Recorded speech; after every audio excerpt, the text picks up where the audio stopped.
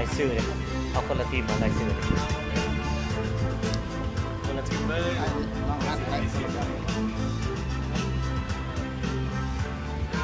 สบายดีท่านผู้ชมที่เคารพ สบายดีท่านผู้ชมที่เคารพ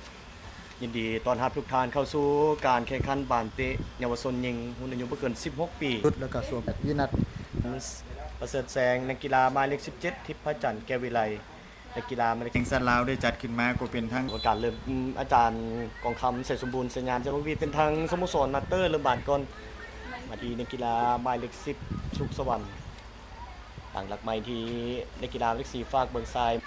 โหเงินกับทางนักกีฬาหมายเลข14มินีมินีกับมินีไปได้มินีไปได้บาทยังบ่ออกตอนนี้มินีจะส่งให้ไผ่ส่งให้ทิพย์พระจันทร์ฝากให้กับทางนักกีฬาหมายเลข11ทิพวรรณทิพวรรณของใบไว้จะส่งให้ไผ่เบิ่งแนมมาแล้ว2มือส่งให้ก้อยสัญญาราชก้อยสัญญาราชจะมีโอกาสเตะพลิกบาทกับมาริโบส่งให้ทางด้านหน้าให้วันวาลีบ่พานักกีฬาหมายเลข6โอ้โหยิงจังหวะนี้โอ้เป็นประตูที่1ขึ้นมาเนาะตอนนี้จนได้เป็นการยิงของนักกีฬาหมายเลข21ทิพวรรณแก้วมณีกตเนาะโอ้ลูกนี้ยิงงามหลายเนาะ โอ้หลังจากที่ตั้งหับมาได้14นาทีเนาะทาง SEC แล้วก็ได้โต้ขึ้นมาแล้วก็จบด้วยการยิงเบิ้งขึ้นอีกทีนึงท่านผู้ชมจังหวะที่ SEC ได้บาดยิงพยายามสกัดบานทีมทางด้านดาลี่สกัด คงบาทอยู่ทิพย์เกษรส่งให้กับอันนาพลิกบานมาได้2คนอันนาคอยิงไกลเลยจังหวะนี้สุดท้ายโอ้อันนาเฮ็ดได้อีกแล้วเนาะอันนาคอยิงไกลแล้วก็เป็นประตูขึ้นมาเป็นประตูตีไข่แตกเสมอ1-1ตอนนี้ โอ้อันน่าก็มีโอกาสเที่ยวทันบิดเนาะที่ว่าได้มีโอกาสแนมเห็นผู้รักษาประตูบ่หลายเรื่องเงยหน้าแล้วสัตว์ไก่เลยโอ้เกือบ30กว่าเมตรเนาะอันน่าเบิ่งขึ้นอีกทีนึงจังหวะที่อันน่าเนี่ยตัดบานได้แนมเงยหน้าจังหวะเดียวแล้วนั่นโอ้ยิงกูดีผู้รักษาประตูพยายามจะกระโดดปัดแล้วทางด้านแสงประจันแต่ว่าปัดบ่ออกตีเสมอได้แล้วประตูนี้อันน่าแก้วอ่อนสีเป็นประตูที่21เนาะในการลงเล่น6นัดให้แกมาสเตอร์รุ่นอายุบ่เกิน16ปีเสมอกันแล้วท่านผู้ชมอยู่มี2คนไปบีบอันนายังผ่านมาได้ตอนนี้บูจะส่งให้ไผ่แนมมาแล้วส่งให้กับทางนักกีฬา16โผล่กันจัดยิงจังหวะที่โผล่กันมาแล้วโอ้ถ้าว่าแบบนี้ก็ถือว่าในช่วงท้ายเกมแล้วก็จบเฮเลยแบบนี้โอ้ยิงแล้วก็ลูกนี้แต่ว่าที่อันหน้าได้บานแล้วก็ตัดไปที่โพงเงินเนาะโอ้พลาดจังหวะเดียวเนาะผู้เล่นของ SEC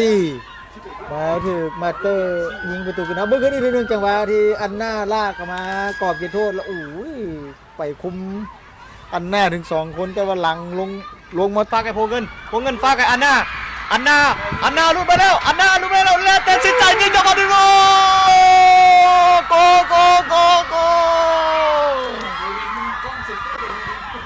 โอ้เป็นทางอันนาเนาะสุดท้ายเป็นนักกีฬาบาเลเจ็ตทางสโมสรบาเตมาสเตอร์จบ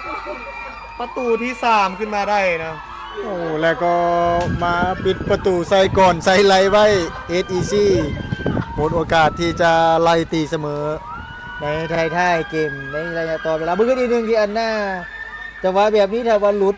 แบบนี้เอาอันหน้ามาอยู่แน่นอนเพราะว่าอันหน้าเป็นผู้เล่นที่ว่ามีความไวทักษะดีอยู่แล้วตัดบานมาได้แล้วก็อันหน้ายิงเข้าไปเนาะเอา3-1โอ้แซมตัวนี้แน่นอนแล้วท่านผู้ชมแน่นอนแล้วเป็นกองเลยสุดท้ายจบการแข่งขันในคู่นี้ก็ถือว่าเป็นทางสโมสรบานเตทางมาสเตอร์ดีกว่าสมัครยิงประตู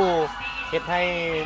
มีประตูขึ้นมา3-1ก็ถือว่าจบการแข่งขันอย่างสวยงามเนาะมื้อนี้เนาะก็คิดว่าสิต่อเวลาในครึ่งเวลาที่2ไปอีกแต่ว่าก็สุดท้ายก็เป็นทางสโมสรมาสเตอร์ในทางเฮ็ดเวียกได้ดีกว่าและจบการแข่งขันเนาะหลังจากจบการแข่งขันก็จะมีพิธีมอบรางวัลให้แก่นักกีฬาผู้รักษาประตูดีเด่นคู่ฝึกดีเด่นเนาะกรรมการดีเด่นเนาะ